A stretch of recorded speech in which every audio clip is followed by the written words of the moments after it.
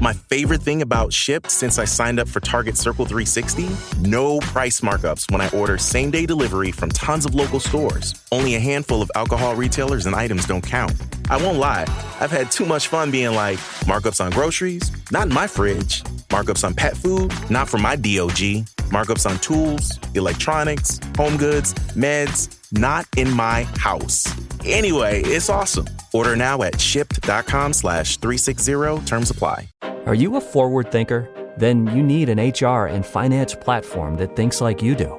Workday is the AI platform that helps propel your organization, your workforce, and your industry into the future. Workday, moving business forever forward. The views and opinions expressed in this podcast are solely those of the individuals participating in the show. All persons described or mentioned in the podcast should be considered innocent until proven guilty in a court of law. This podcast contains subject matter such as violence and graphic descriptions along with adult language, which may not be suitable for all audiences. Listener discretion is advised.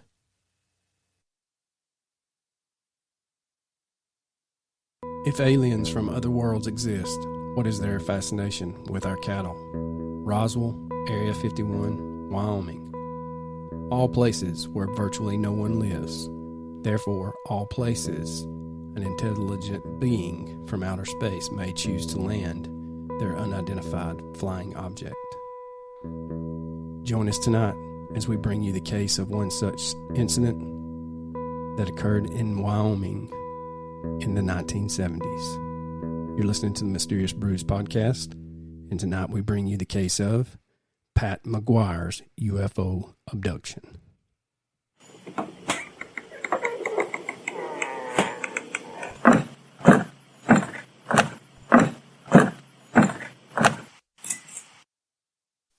The ridge was 300 feet, and the tip stuck above the ridge, and that would give you a size of a football field. And as it proceeded from the down from the sky, it was a pure white with, of course, the flashing red and yellow and blue lights. And then it turned to a fluorescent orange, the whole ship did. And it stays this color, and of course it'll glow the whole area up right around where the cow was. The area was deep red, and that's where you could hear that cow bell. There seems to be no good explanation for why these events occur. The ranchers are puzzled and bothered, and yet they are not satisfied with what they hear from veterinarians or from... Welcome to a deep, dark, dank, lonely, but still moist basement somewhere in the bowels of Georgia. Well, ladies and gentlemen, as you can tell from the opening, I'm flying solo tonight. Coach has a job interview, and our schedules are not jihading, so we're going to knock this one out, get back together next week. If you are a patron, you should have seen the new Patreon exclusive What If series that we started. So let us know what you think about that. Also give us ideas on what you would like to see in those episodes. We do have a new 5-star review from MPT027. Excellent work. This is a great podcast with a different perspective and view on subjects and topics I enjoy reading about. Thank you for your dedication and hard work in this excellent podcast. Thank you, MPT027. No new patrons as of today, but spread the word. Patreon is allowing you to give gift memberships, so you can give anywhere from 1 month to 12 months if you go to patreon.com/mysteriousbrews/gift. All right, ladies and gents, we have had some messages on the old Patreon asking how moist the basement is. Well, it's sticky season, if you know what I'm talking about. If you don't, ask a friend. So let's jump into it.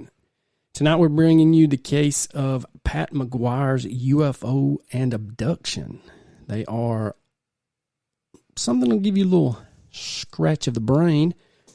There is also another famous case that is associated with this one, but we felt like that splitting them up into two separate episodes would be much better. So Pat is going to get his own, and then next week we'll bring you the second part. So Pat McGuire ranched a 5,000-acre spread east of the Wheatland, Wyoming area. He was a Wyoming cowboy through and through. He always seemed to have on a pair of Wranglers and a pearl snap shirt. He was very handy with horses in a quite sturdy way, and unlike most of his cowboy friends, he was not partaking in the firewater. A hunting trip with his in-laws changed Pat's life and his course, and he would never be the same. While chasing the old wapiti, or the elk, in the Tetons in early October of 1973, McGuire and his brother-in-law became lost. The pair experienced what was later described as an orange glow in the sky. They eventually made their way back to their pickup with an eerie feeling and unable to account for several elapsed hours. It wouldn't be long before aliens would make contact again, though at the time, Pat just chalked up his hunting experience as weird. Strange instances of cattle mutilation were in the news across the country beginning in 1974. Pat had his own close encounters on August 30th, 1976, when he found one of his calves dead, missing its nose and ears. Pat camped out that night to quote-unquote catch the culprit. He and his cousin, Mark Murphy, witnessed lights streaking across the sky. They followed the lights, rifles in hand, but could not find where they went or if they landed. The next morning, they found another dead cow. Again, no tracks, no sign of struggle, nothing unusual except a dead cow with organs and sex parts missing. Pat called the Albany County Sheriff, who came out to take photos. On September 5th, a routine head count found another cow missing. The lights came again on September the 12th. The sky was ablaze in orange. 5 distinct crafts hovered low to the ground, and 2 others landed. Shadowy figures could be seen through the spaceship's windows, walking about and pointing outside at the Wyoming cowboys. The spaceships returned the next night, and Pat was ready.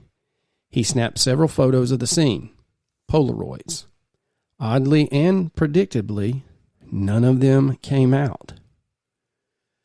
McGuire was at his wits' end. He decided to enlist a third witness, a man named Jimmy Ashley, and a dog named Bear for protection. One night while camped out on the ranch, Bear started barking. The trio woke and saw a craft had landed again. Pat recalled Ashley walking right up to it as if he was in a trance. He touched the ship and was immediately engulfed in flames, although he did not appear to be burning. Ashley was unharmed, but never the same, according to Pat's son David. Pat filed a report with the Aerial Phenomenon Research Organization, or APRO, in 1976, claiming visits from the extraterrestrials were a regular thing on his ranch. Now, if Pat's story isn't outlandish enough, it takes a oddly bizarre turn in late 1977. Hindered at every turn trying to find water for his ranch, Pat had run out of drilling companies that would help him. Dozens of failed holes and scores of expert geologists told Pat he would never find water in the arid prairie basin where his ranch was situated. Undeterred, Pat convinced well driller Rick Henderson to give it a shot. He promised they would hit water within 10 days. He had had a vision. Whether a dream, deja vu, which Pat had frequent vivid bouts with, or an actual recollection of what happened on the fateful hunting trip, Pat suddenly knew right where to dig. He piled 3 rocks to mark the spot, and Henderson began drilling. They made it 275 feet, deeper than any other hole Pat had dug on his ranch, but still no water. Henderson was ready to quit, but Pat urged him on. At 350 feet, exhausted, both men decided to give it a go the next day. That night, while sleeping on site in a trailer, the two heard a loud knock, and then another, then a third. They were terrified. All of a sudden, water began gushing from the hole. Pat had hit a deep, dependable aquifer pumping 5,000 gallons of fresh water to a parched prairie where everyone said he would never be able to irrigate. If friends and neighbors were laughing at Pat before, they suddenly took notice. So too did the mainstream media. McGuire's appearance on ABC's Eyewitness News on March 5th, 1980, had him saying that UFOs landed on his property and, quote, maybe 25 or 30 times. And this opened the floodgates. Mass media couldn't get enough of the Wyoming rancher who met regularly with aliens. The National Enquirer ran the headline, quote, "Farmer, aliens use my ranch as their landing place," end quote. And this appeared on the March 24th, 1981 edition. The Casper Star Tribune also published several articles on the local celebrity, but at home, the ridicule was relentless. Around this time, noted University of Wyoming psychologist and UFO researcher Dr. Leo Sprinkle became aware of Pat's story. Dr. Sprinkle led the rancher through several sessions of hypnosis where Pat was able to recall more of his encounters. Pat called the aliens, quote-unquote, star people. They were human-like in appearance, about 6 foot tall, weighing around 200 pounds. They had large eyes, thin lips, hairless with no bridge on their nose. Their clothing was black except for a silver belt buckle with a star resembling the Star of David. The star people warned of a coming climate apocalypse. They instructed Pat where to dig for a well. The star people promised that they would bring an underground river from Canada to his ranch if he flew the Israeli flag over his property. Dozens of sessions with Dr. Sprinkle had a toll, it seems. Pat's paranoia grew worse. Friends say that the once jovial Irishman was never the same after that. Pat would talk about a star man named Michael who instructed him to father 13 children, one for every tribe of Israel. When his wife Wanda balked after number 9, he divorced her and married a lady named Lynn. Pat also claimed he was transported into Ariel Sharon's body during the 6-Day War. He thought the government put implants in his brain. On and on the wild accusations went until the day Michael wanted Pat to run for governor in 1982. Quote, "A vote for me is a vote for extraterrestrials," end quote.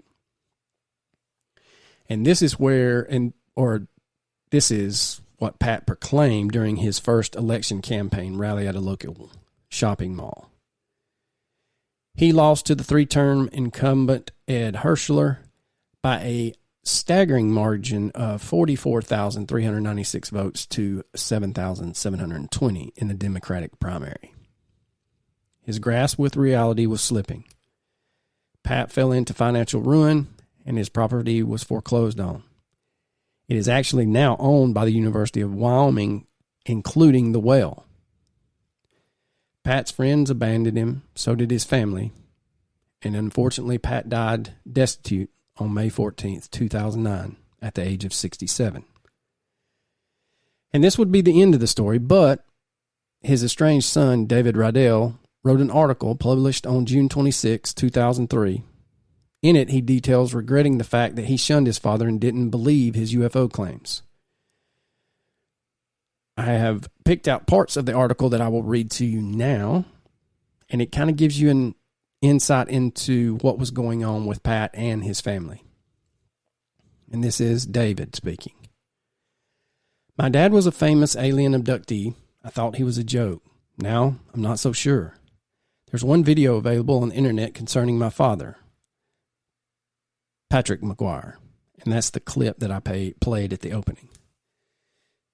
David goes on to say, "It's strange and was uploaded to YouTube 15 plus years ago. Clearly recorded very early on, the video records another TV screen that has constant static. The image is fractured as if the broadcast comes from far away over a TV antenna. My father is discussing cattle mutilations under hypnosis. In the video, you can hear him say, quote, "We come up on a cow that was dead. They cut off the nose. They cut the tongue out. The sex organs were gone." He goes on to describe in great detail a spaceship that landed on his ranch and took cattle from his herd. "Their distant, terrified animal cries filling those dark prairie nights," he said. "I grew up with him walking through our small western town. His life, by then, fractured like the broadcast. He was completely penniless. Picking through my classmates' garbage, when a classmate came to school the next day and told me they saw, or what they saw, their grin and subsequent laughter left little to the imagination. However, I unfortunately joined in with their laughter. On May 14th, 2009, my father passed away in a Colorado hospital due to cancer. He was 67. I did not speak to him before he died, and his last years were spent in homelessness. His last words, so I heard, were about grand conspiracies and sinister deep states, though he hadn't always spoken about such topics. My father's legacy in our small Wyoming town and inside our family is stained with these tales of alien abduction, interstellar prophecy, and the insistence he was chosen. He had not always been chosen. There was a time before my birth that he was obsessed with the lore of his rural community, the spiraling complexities of high school dances, and the schemes of enlarging his Roman Catholic family. He was normal, caring, and complete. That was before the stars came knocking.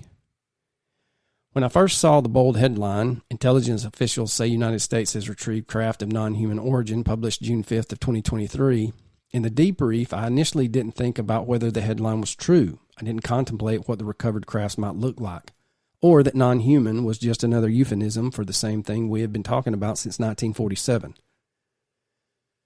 I thought about my father.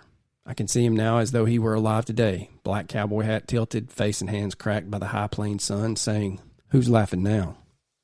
I'm not laughing anymore, but not because I know what the headline is saying is absolutely true and proof lies just around the corner. I'm not laughing because I should never have laughed in the first place. In 2017, the New York Times broke news about a previously unknown Pentagon department, the Advanced Aerospace Threat Identification Program, or ATIP. This department was involved in investigating what were formerly called UFOs, now referred to as unidentified anomalous phenomenon, or UAPs. There was a congressional hearing in 2022, along with the creation of a government department called the All-Domain Anomaly Resolution Office, or ARRO, and a NASA hearing devoted to encountered or not encountered UAP. Whistleblower and former intelligence officer and ATIP task force member David Grush claims a government cover-up. The programs are retrieving non-human origin technical vehicles, non-human exotic origin vehicles that have either landed or crashed. He stated to News Nation recently, what once seemed to be the premise of the next X-Files reboot has become front-page news, gaining mainstream consideration by the serious, the irrational, the institutional, and the scientific. D.W. Pasoka, author of the 2019 book American Cosmic, An Exploration of Our Cultural Interaction with the UFO Phenomenon, recently referred to this specific whistleblower, Mr. Grush, of his event and to the preceding media coverage as a paradigm shift, a fundamental change in the way we conceptualize an issue. She explained there is huge pressure from the quote-unquote fringe, then marginal sources that finally initiate a shift in consciousness, and there is an unexpected change in our current moment from the one that preceded it. Now it feels to me, perhaps, given my family history, more than most, like there has also been an unexpected change in the past. The stigma against people who believe in UFOs may go back to the very birth of the topic itself. When the first reports of UFOs described by Kenneth Arnold went from saucer, disc, and pie pan to sensational terms like flying saucers in the press, for which Arnold later stated, "I have, of course, suffered some embarrassment here and thereby misquotes and misinformation." I know that stigma well, having experienced it from both sides. My father, Pat, was born and raised in Wyoming and was a rancher like his father and his grandfather. He nestled into the Western community that branded their cattle and youth alike with abstract symbols that found definition in the irregularity of rain and saw acreage as an inappropriate subject to discuss openly. Asking about the size of a man's spread is like asking to look at his checkbook, he said to me once, laughing. One local recently told me he could break a horse like nobody's business. he was really sharp like that. Shame what happened to him. My father saw UFOs not once, like a dinner guest might claim after a few glasses of wine, but several times. Numerous UFOs all at once, up close, lingering in the western Wyoming sky like a nightmare that refused to dissipate. In 1981, on ABC's primetime TV show, That's Incredible, my father's story gained national attention as he related under hypnosis the specifics of his abduction claims and the demands aliens had made upon his life. On the March 5th, 1980 episode of ABC's Eyewitness News, he reported that UFOs had landed on his ranch somewhere around 25 to 30 times, and witnesses present were quoted as saying they saw 2 or 3 of them land at a separate time. And we stayed and watched the sun come up, and we saw 2 of them in daylight hovering in 2 separate places. A headline in the March 24th, 1981 National Enquirer reads, "Farmer claims aliens use my ranch as their landing base." It reports that local newspaper and television reporters have also seen strange lights darting over the McGuire Ranch. There appeared to be no shortage of witnesses to what was happening on his land, while we cannot be certain of what we saw. Casper Star-Tribune investigative reporter Greg Bean wrote on June 29th, 1980, quote, "None of us left the McGuire Ranch with as much skepticism as we arrived with," end quote. In regard to my father's claims, continued under hypnosis with famous UFO psychologist Dr. Arlo Sprinkle, Dr. Sprinkle stated that Pat recounted abductions by star people who demanded his actions in conjunction with their plan for humanity. These star people told him of a coming climate apocalypse. Following this hypnosis and within a few years, he was completely destitute, without home or family, and rummaging through my friend's trash for dinner. He claimed that governmental forces were keeping him that way because of what he saw and said. This story is irregular in the UFO community. In fact, the story of Grush, the whistleblower, is no surprise to the community. The folks who did believe and respected my father believed the covert conspiracies, recovered craft, Nazi research, and non-human origins. Almost everything the whistleblower related in his testimony before Congress, my father related to me in a similar fashion at some point in his life. The earliest points of my childhood, I was told that UFOs were nothing to make light of. At every turn, every nightfall, through any locked door, the star people could take anyone, even me. My father's description of the star people and my subsequent nightmares matched what our culture has come to expect. 5-foot hairless beings with eyes like colorless pools hovering at my bedside. Soon, classmates and teachers alike were smirking at my fears, and then, like any sociological contagion, I also began to smirk. And the article's much, much longer than that, but I think his son has, as you could tell, a lot of regrets for not believing his father. And it's hard to imagine cutting your father out of your life like that. Back to Pat's story, his claims were actually investigated by different people. One was Dr. Richard Fleck from the University of Wyoming in 2011, who had went to the property and stayed there for a night. He stated he saw objects that he could not explain. In an article he wrote about that evening, he stated, quote, "Nearly 30 years ago, I had the privilege of being one of a group of 3 visitors invited to witness UFO activity on Pat McGuire's ranch east of Bosler, Wyoming. Bosler has a population of 8 people, and they have more antelope than people. Pat had reported cattle mutilations all during the 1970s, and he had been interviewed by Dr. Leo Sprinkle, a paranormal psychologist whose specialty was studying UFO abductees at the University of Wyoming in Laramie. My former graduate student, Greg Bean, worked as a reporter for the Casper Tribune. He suggested to me that we would arrange a visit to the McGuire Ranch and bring along a photographer. Would I like to come along? I said, of course. His front page article in the Sunday, June 29th, 1980 issue of the Casper Star Tribune cleverly reports details of our late-night observance of strange objects blinking in the sky and gyrating in an impossible patterns. Up and down and sideways as though they were putting on a show for us at 3 a.m. This show lasted for perhaps 5 minutes or so, but what happened previous to this display of agility and speed and blinking colors was not reported as it might have been.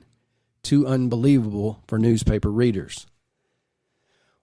We three arrived at this lovely ranch with all of McGuire's family, constituting a population greater than the town of Bosler, and with more antelope than humans. We decided to set up our tents on a prairie ridge overlooking his trailer house, the well, and utility buildings so that we could have an unobstructed view. We chatted with all of his children who had seen UFOs hovering right over their trailer house and small calves being lifted up into the spacecraft. Pat later explained that he thought that the quote-unquote U-folk, as he called them, wanted to examine cow organs for radioactive pollution caused by humans and their incessant testing of weapons. He asked us to stay put there on the ridge line because you never know what you might see. Well, we brewed some coffee and sat outside our tents and noticed the dust devil forming way out by Bosler. In the meantime, odd gusts of winds played strange tunes as they whistled through our exterior tent poles. Weird clouds formed to the east, resembling bearded human figures like something out of biblical times. These clouds hovered over us all afternoon. The dust devil snaked its way slowly towards the McGuire Ranch and finally came right up the prairie ridge to knock down one of our tents. We quickly set up the tent to have gust of wind play strange tunes with our tent poles again. Imagine this. The best pasta sauce you have ever tasted sits abandoned on a plate. Wasted sauce. That is a tragedy. If only you had used Barilla al Bronzo pasta. Its bronze-cut texture holds your sauce and scoops up every last drop. The Italians call that scarpetta. Capture sauce the Italian way. Barilla al Bronzo. Click or tap the banner to find out more. What's worse than an ad interrupting your favorite music or podcast?